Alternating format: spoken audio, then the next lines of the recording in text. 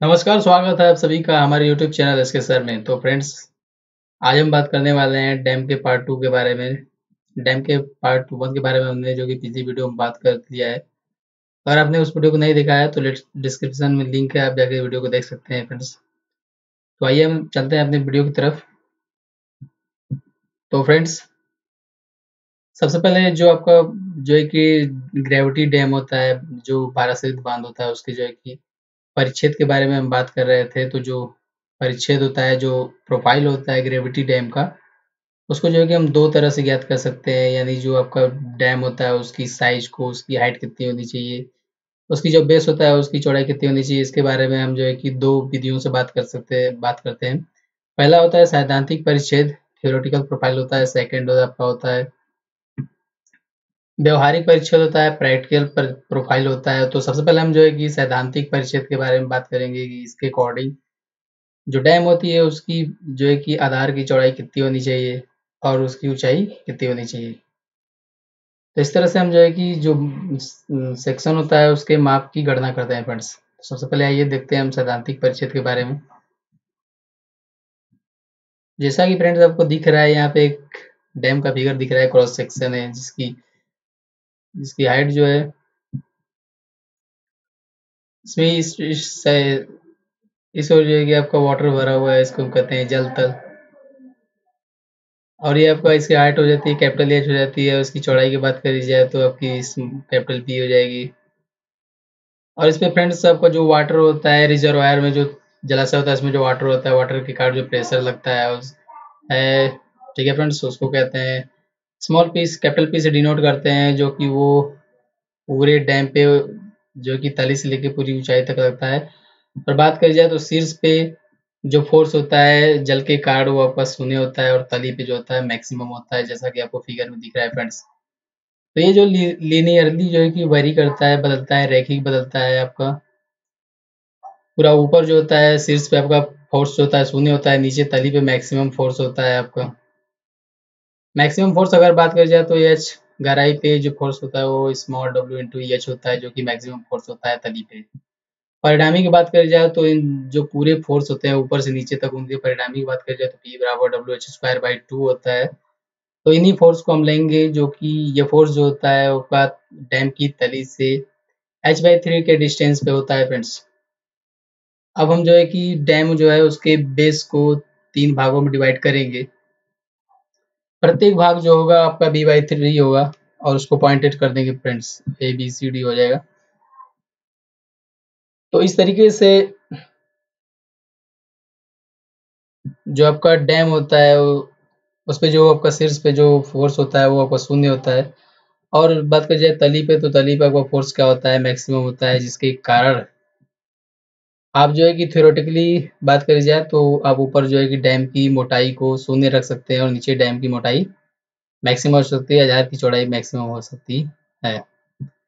तो ये आप देख रहे हैं फ्रंट से आपका पदाग्र होता है इस साइड में, और इधर आपका जो है कि पाद होता है, हिल होता है। सबसे पहले अगर बात करी जाए, इसमें 2 फोर्स होते हैं। तो फर्स्ट फोर्स की हमने बात कर ली है, जो क्षैतिज दाब होता है, जो जल के कारण लगता है।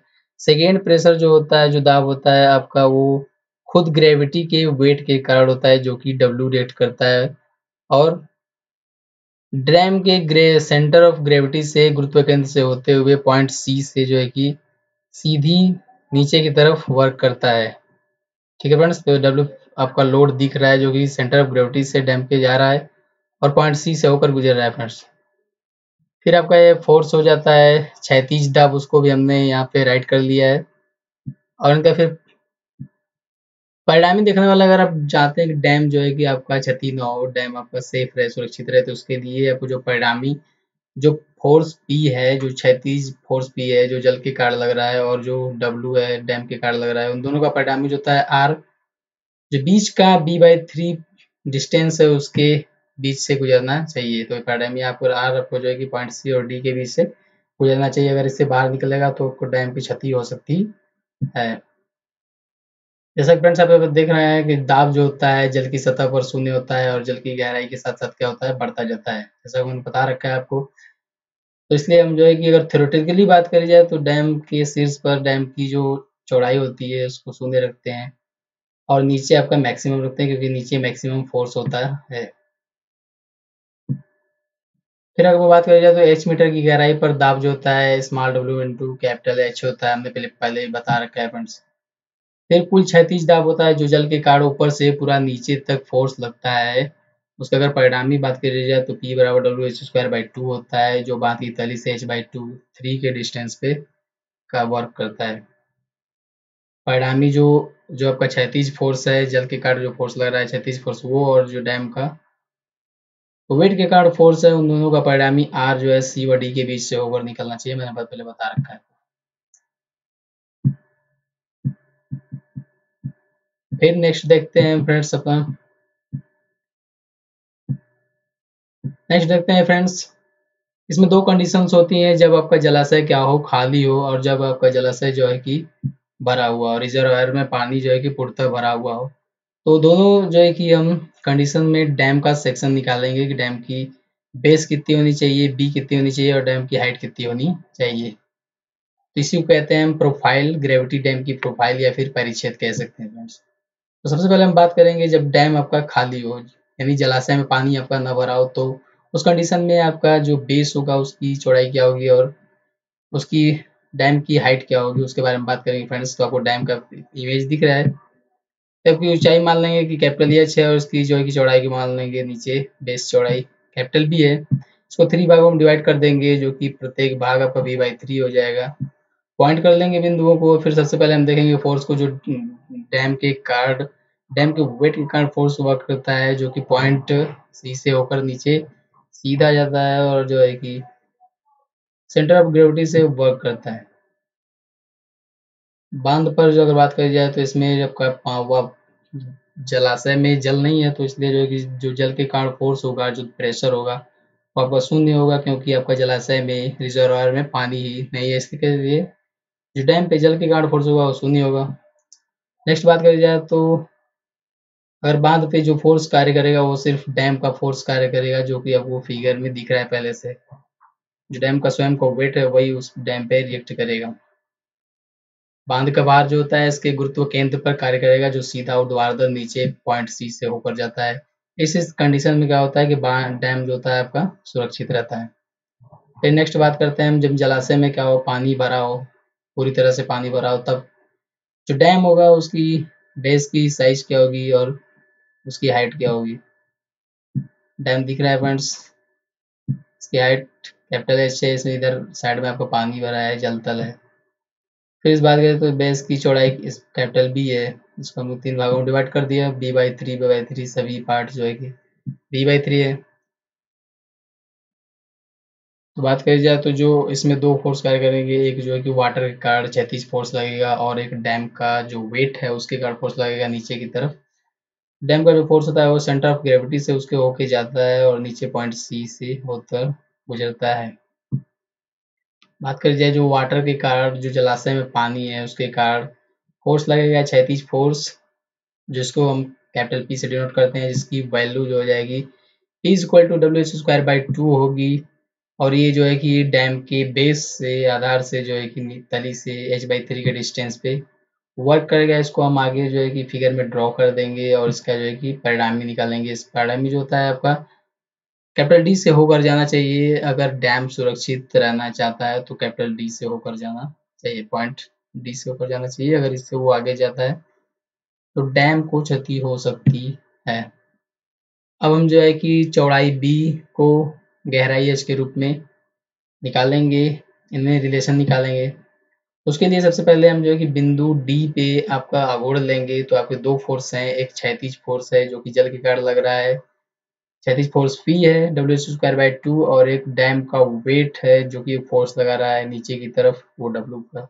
इन दोनों फोर्स का जो है कि हम पॉइंट डी के सापेक्ष आघूर्ण ले लेंगे तो P into H by three is equal to W into B by three हो जाएगा। उसके बाद P और W के वैल्यू को हम इसमें पुट करेंगे। P का वैल्यू होता है W H square by two और कैपिटल W की बात करी जाए तो आपका हो जाएगा small w into rho into B into H by two. Small w जो है पानी का घनत्व है, रो बांध पदार्थ का अपेक्षित घनत्व है। इनकी वैल्यूज को हम पुट करेंगे दिए गए समीकरण में। तो W H square by two हो जाएगा into h/3 is equal to small w into rho into B into h/2 into b/3 हो जाएगा। इसको सॉल्व करेंगे तो कुछ आ जाएगा h² is equal to rho into b²। Then solve करने पे b is equal to h/√, rho हो जाएगा। तो ये आपका रिलेशन आ जाता है। डैम के आधार की चौड़ाई और उसकी गहराई में, जल की गहराई में आपका ये रिलेशन आ जाता है। तो रिलेशन से आप जो है कि डैम का जो खंड है, माप है, उसको फाइंड आउट कर सकते हैं। तो इस सैद्धांतिक के अनुसार अगर बात करी जाए तो जो एक भारत सरित बांध होता है, ग्रेविटी डैम होता है, उसका जो परिच्छेद होता है, प्रोफाइल, और एक समकोण त्रिभुज दिखता है फ्रेंड्स। नेक्स्ट हम बात करेंगे व्यवहारिक परिच्छेद के बारे में। उसका प्रैक्टिकल जो परिच्छेद होता है वो क्या होता है फ्रेंड्स। प्रैक्टिकली परिच्छेद की अगर बात करी जाए तो भारत सरित जो बांध होता है उसका व्यवहारिक परिच्छेद जो होता है आपका सैद्धांतिक परिच्छेद से थोड़ा सा भिन्न होता है, क्योंकि जो शीर्ष पर बांध की चौड़ाई होती है इसमें शून्य नहीं रखी जाती है। बांध के निरीक्षण के लिए व अनुरक्षण के लिए समय समय पर जो है कि स्लूसों को संचालन के लिए भी जो है कि बांध के एक सिरे से दूसरे सिरे तक जाने की लिए आवश्यकता होती है। इसलिए हम इसके ऊपर जो है सड़क का निर्माण कर देते हैं, रास्ते का निर्माण कर देते हैं। इस पे जो है कि शीर्ष की चौड़ाई जो होती है आपकी शून्य नहीं होती है। तो फ्रेंड्स आपको ये लैंड दिख रहा है, लैंड के ऊपर आपको डैम दिख रही है।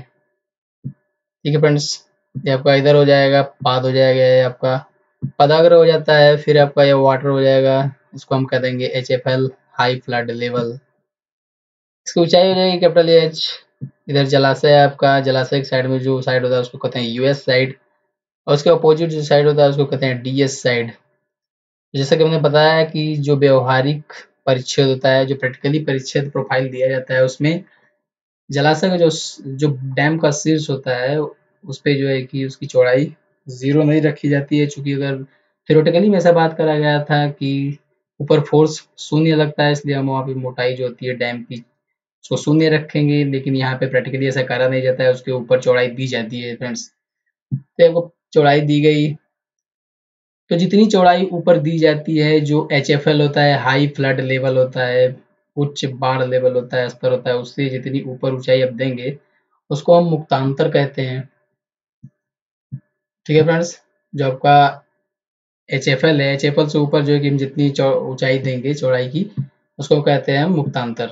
मुक्तांतर की अगर बात करी जाए तो शीर्ष चौड़ाई क्या होती है, 0.552 √h होती है। उसकी चौड़ाई की बात करी जाए तो 0.552 √h होती है।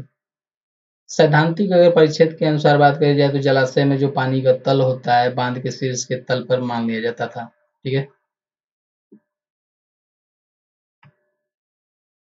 जो आपका सैद्धांतिक परिच्छेद था जो हमने पीछे देखा था, उसमें क्या होता था कि जलाशय में जो पानी का तल था उसको जो है कि बांध के शीर्ष के तल पर मान लिया गया था। परंतु अचानक अगर आप मान लीजिए कि बाढ़ आ जाती है, ठीक है, तो जलाशय में पानी का तल जो है कि ऊपर उठ सकता है और बांध के ऊपर से बहकर इसको क्षति कर सकता है। इसलिए हम क्या करते हैं कि प्रैक्टिकली जो आपका डैम का सेक्शन होता है उसमें बांध के शीर्ष को जो पूर्ण जल तल होता है उससे 2-3 मीटर ऊपर रख देते हैं। ठीक है फ्रेंड्स, तो बांध की जो एक्स्ट्रा लंबाई होती है जिसको हम प्रोवाइड करते हैं इसको मुक्तांतर कहते हैं।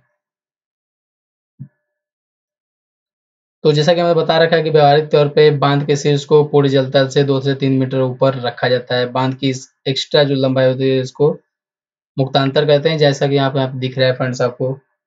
फिर नेक्स्ट हम बात करने वाले हैं फ्रेंड्स कि आपने मुक्तांतर दे दी और जो है कि शीर्ष पर सड़क के लिए बांध की आवश्यक चौड़ाई रख दी, तो इसके कारण क्या होता है कि बांध का जो परिणामी बल आर होता है, जैसा कि आपने पीछे देख रखा था, वो आर होता है, वो मध्य वाले b/3 पार्ट से बाहर निकलने की कोशिश करता है।